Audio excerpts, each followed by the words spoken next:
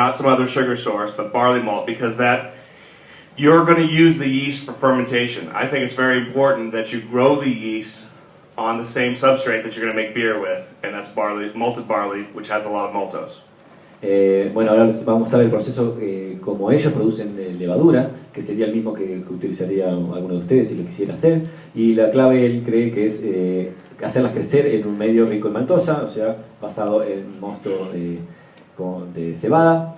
Y un detalle que es que la levadura seca normalmente se propaga con un mosto basado en remolacha, ¿sí? Azúcares de remolacha, no de cebada.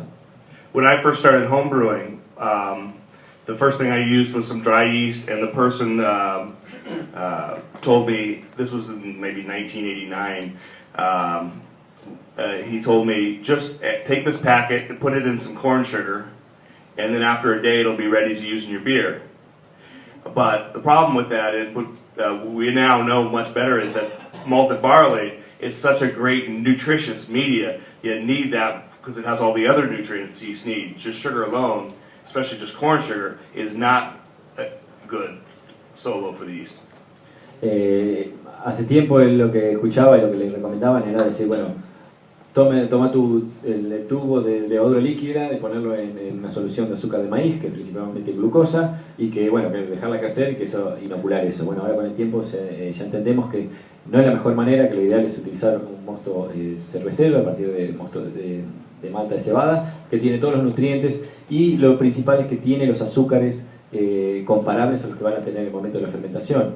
Y ahora esto es mío, ¿sí? Un plus, y que fíjense que para poder fermentar estos azúcares, la levadura tiene que meterlos adentro, tiene que atravesar esa membrana celular que yo les contaba, tan importante, y para eso necesita canales específicos para hacerlo.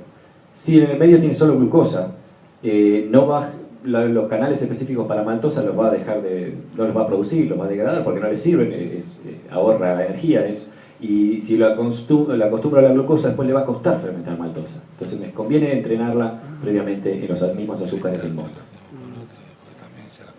And then we use a lot of water. So just as in brewing, water is extremely important. We have to go put it through reverse osmosis, and then we deionize it, and then we UV sanitize it, and then we filter it, before we use it for yeast.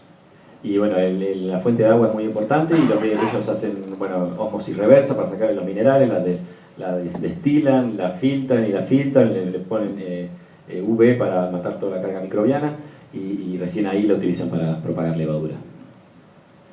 And in this picture, it might be hard to tell, but it's a little autoclave, like you'd see in a hospital or so. This is what kind of separates the yeast culturing part from the brewing part. Yes, in brewing you're growing yeast. Yes, in yeast culturing you're growing yeast, but you need to do it in a more clean, sterile way, because you don't want to grow anything else while you're growing up the yeast. Bueno, esa foto muestra lo que es un autoclave de tipo más industrial o de hospitalario, en donde esterilizan en los medios de cultivo, el mosto, y esto es un poco lo que diferencia, ¿no? El proceso de hacer cerveza y el proceso de hacer levadura. Cuando hago cerveza yo no esterilizo el mosto, ¿sí? Lo estoy cocinando, lo estoy sanitizando de alguna manera, estoy bajando la carga microbiana, pero no completamente, y con estas autoclaves uno puede realmente esterilizar, y es lo que necesito a la hora de propagar. No puedo estar haciendo crecer en ese mosto otra cosa que no sea levadura.